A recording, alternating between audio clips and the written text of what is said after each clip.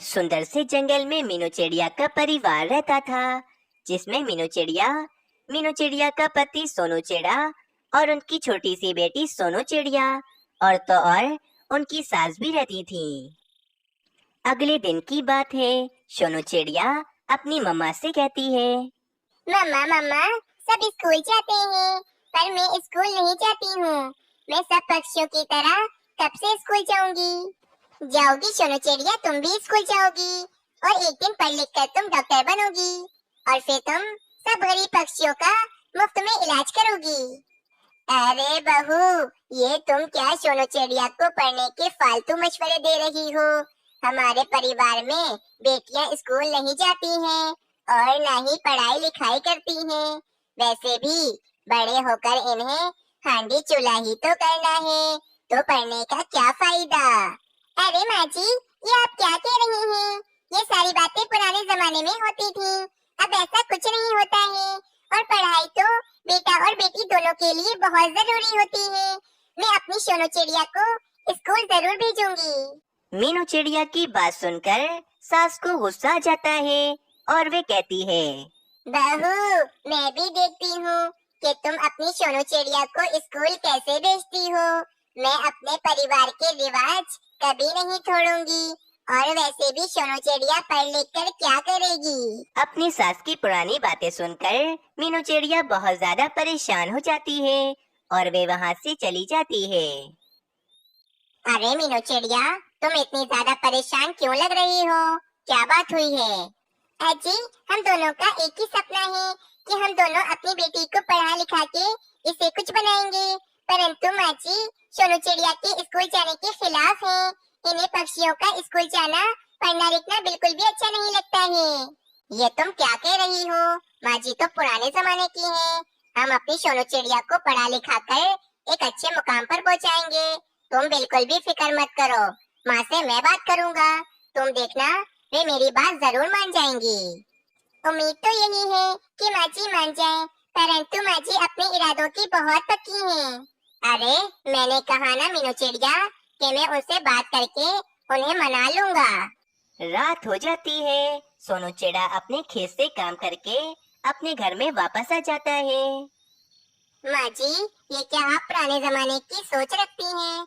सब पक्षियों के बच्चे स्कूल पढ़ने के लिए जाते हैं, तो फिर मेरी बेटी स्कूल क्यों नहीं जा सकती है? बेटा, अब तुम भी अपनी पत्नी की ही जबान बोल रहे हो।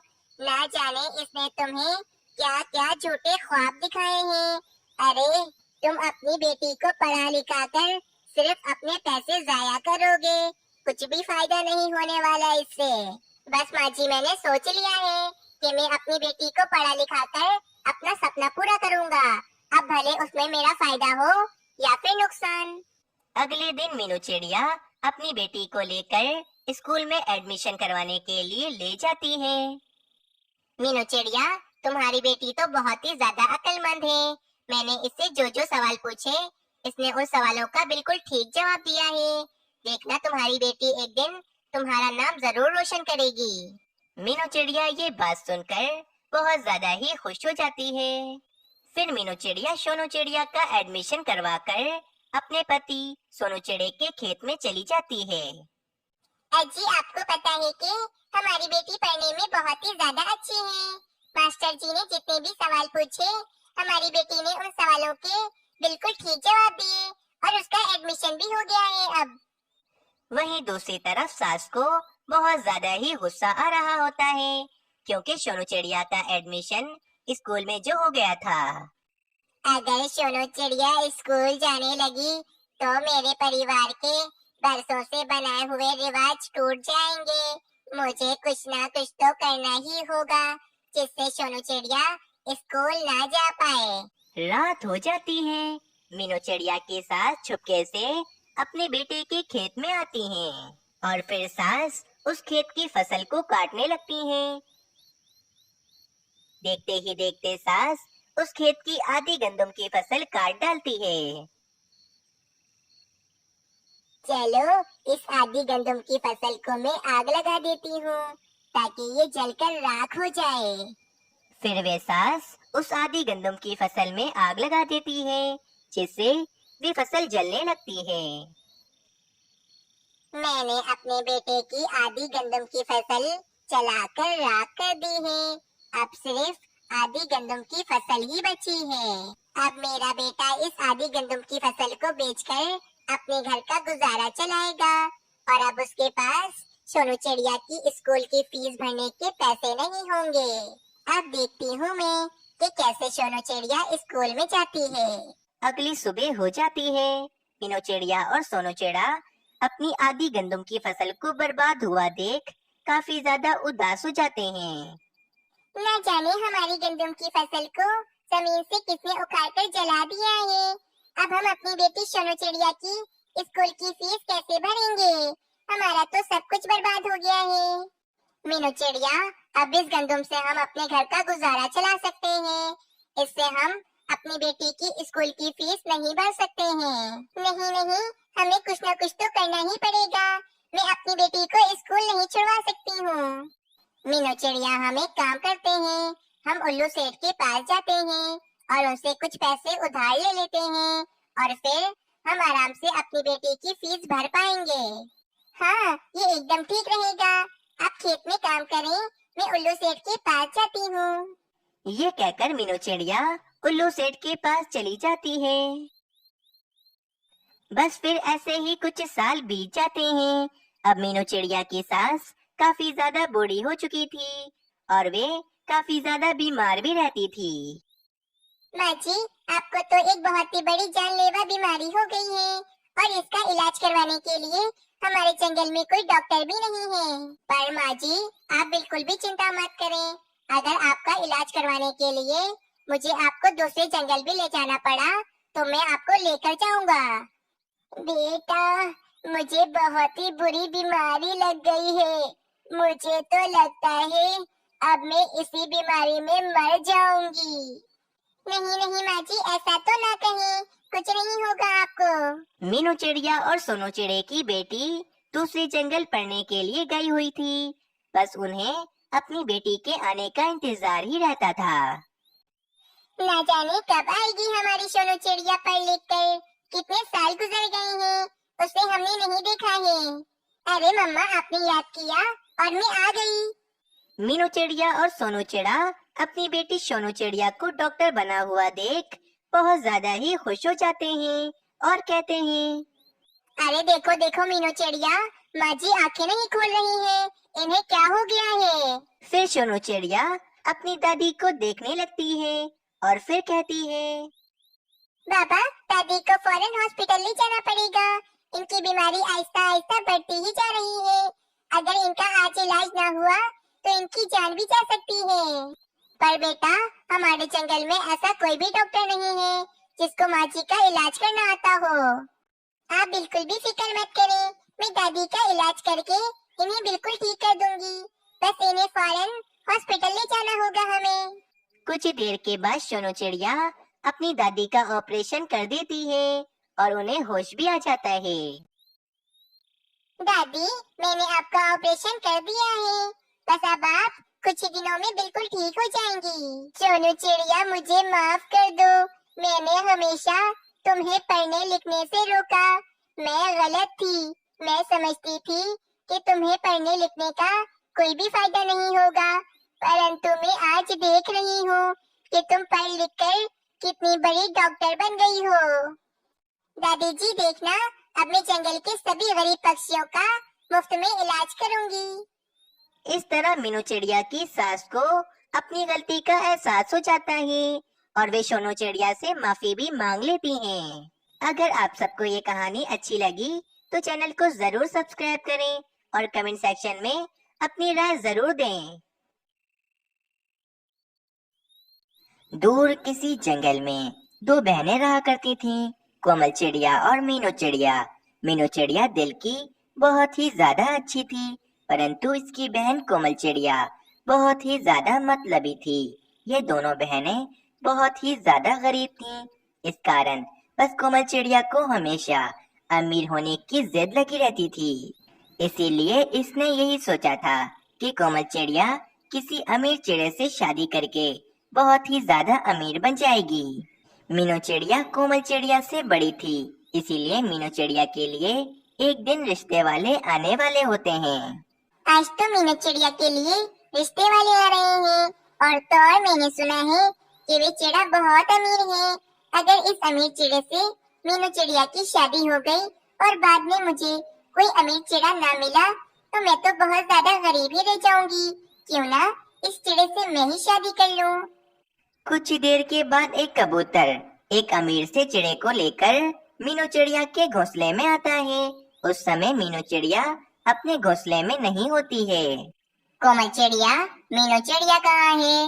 मैं इस चिड़े को ले आया हूँ। ये चिड़ा बहुत ही ज्यादा अमीर है और ये चिड़ा मीनू चिड़िया से शादी करना चाहता है। रुको कबूतर, अरे चिड़े जी, मेरी बात सुने। तुम तो बहुत ही ज्यादा सुंदर हो। मैं चाहती हूँ कि तुम मीनू चिड़िया की जगह मुझसे शादी कर लो। वैसे भी चिड़े जी, मैं तो आपको बहुत ही पहले से पसंद करती हूँ। सोनू चिड़ा ये बात सुनकर बहुत ही ज्यादा हैरान हो जाता है, क्योंकि वे चिड़ा तो कोमल चिड़िया से कभी मिला भी नहीं था। पर चिड़िया जी, मैं तो आपसे कभी मिला भी नहीं हूँ, तो फिर आप मुझे पसंद कैसे करती हैं? आपने मुझे नहीं देखा तो क्या हुआ, लेकिन मैंने तो आपको बहुत बार देखा है, इसीलिए मैं आपको पसंद करती हूँ। ये सब बातें चल रही होती हैं कि वहाँ पर मीनू चिड़िया भी आ जाती है।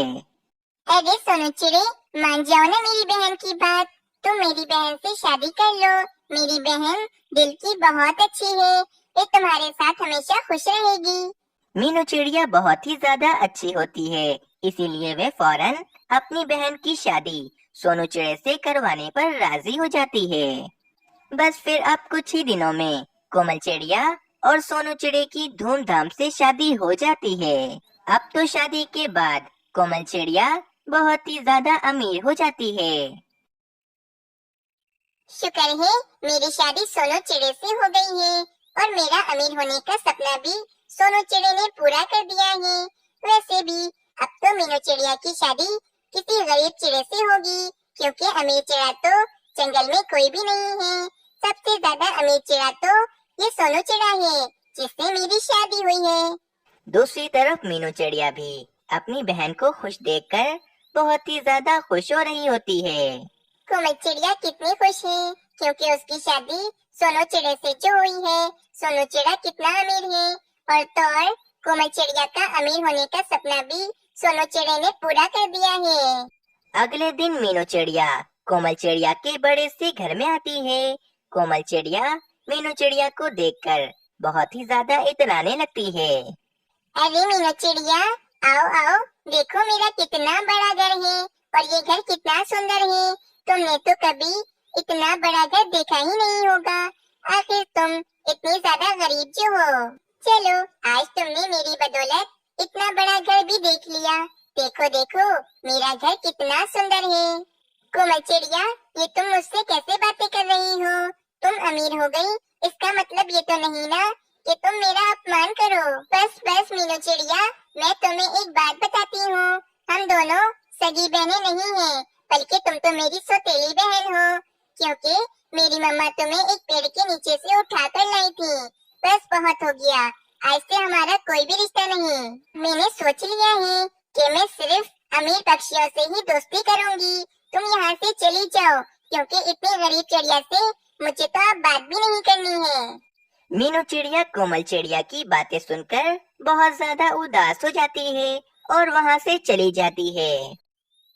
मेरी बहन मुझसे इतनी ज्यादा नफरत करती है, मुझे नहीं पता था। कोमल चिड़िया ने आज मेरा कितना अपमान किया है। मेरा दिल तोड़ा है इसने। मैं इसे कभी माफ नहीं करूंगी।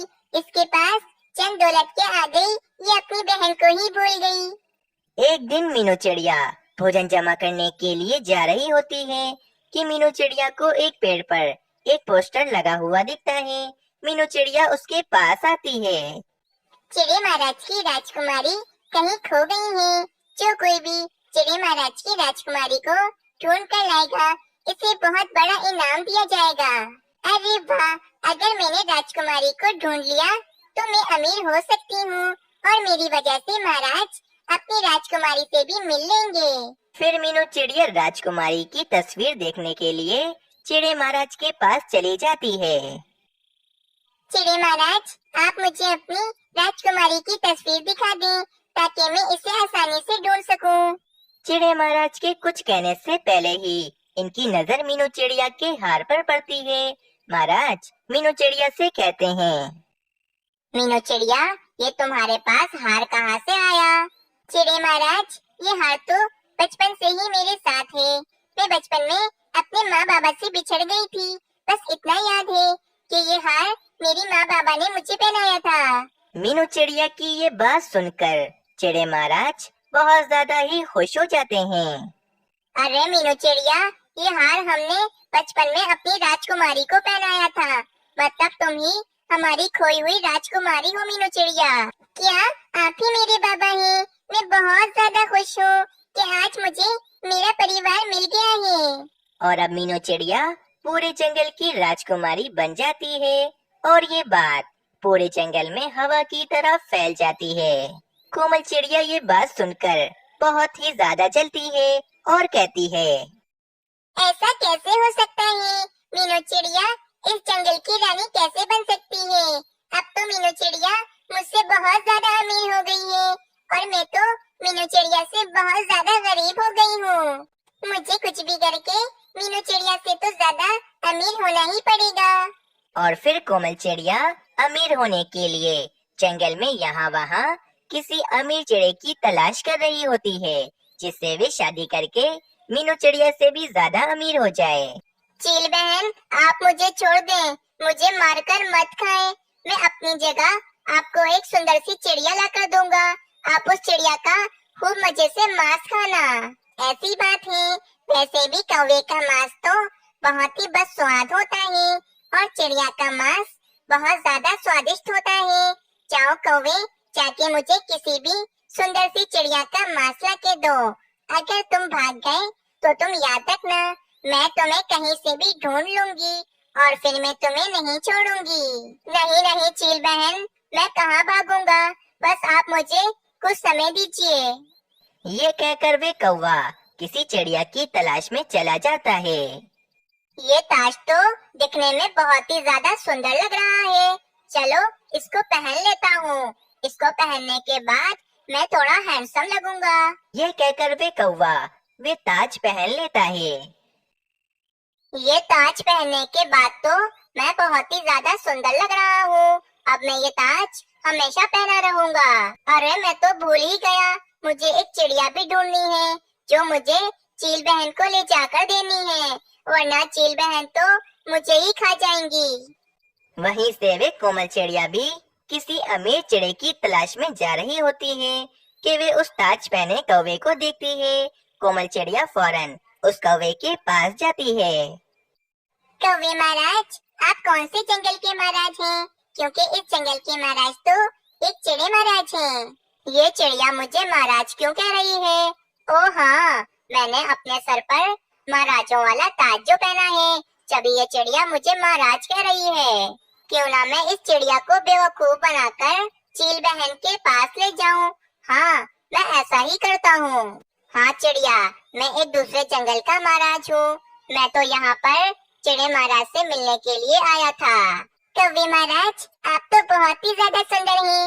मैं चाहती हूँ कि आप मुझसे शादी कर लें। शादी? और वो भी तुमसे? तुम तो एक चिड़िया हो, मैं तुमसे शादी कैसे कर सकता हूँ? ये मौका बहुत अच्छा है। मैं इस चिड़िया से शादी का बहाना करके इसे चील बहन के पास ले जाता हूँ। क्यों नहीं हो सकती हमारी शादी? हमारी शादी जरूर होगी। चिड़िया, मैं तुमसे शादी करने के लिए तैयार हूँ। तो फिर ठीक है कौवे महाराज, हम आज ही जाकर शादी कर लेते हैं। तो फिर ठीक है चिड़िया, तुम पहले मेरे साथ मेरे माँ बाबा के पास चलो। मेरे माँ बाबा ने अगर हाँ कर दी तो मैं तुमसे शादी करने के लिए तैयार हो जाऊंगा। ये कहकर वे कौवा कोमल चिड़िया को बेवकूफ बनाकर चील के पास ले जाता है। चील बहन, मैं इस चिड़िया को आपके पास ले आया हूँ। अब आप इस चिड़िया को मारकर आराम से खाइए। मैं चलता हूँ। कौवे महाराज, आप मुझे ऐसे छोड़कर क्यों जा रहे हैं? आप तो मुझसे शादी करने वाले थे ना? मैं कोई महाराज वगैरह नहीं हूँ। ये ताज तो मैंने इसलिए पहना है ताकि मैं हैंडसम दिख सकूं। चलो भाई, अब मैं चलता हूँ। ये कहकर वे कौवा वहाँ से चला जाता है और वे चील उसी समय कोमल चिड़िया को मारकर खाने लगती है। इस कहानी से हमें ये सीख मिलती है कि हमें कभी भी जलन हसद नहीं करनी चाहिए, क्योंकि ये एक दिन हमें बहुत ही बड़ा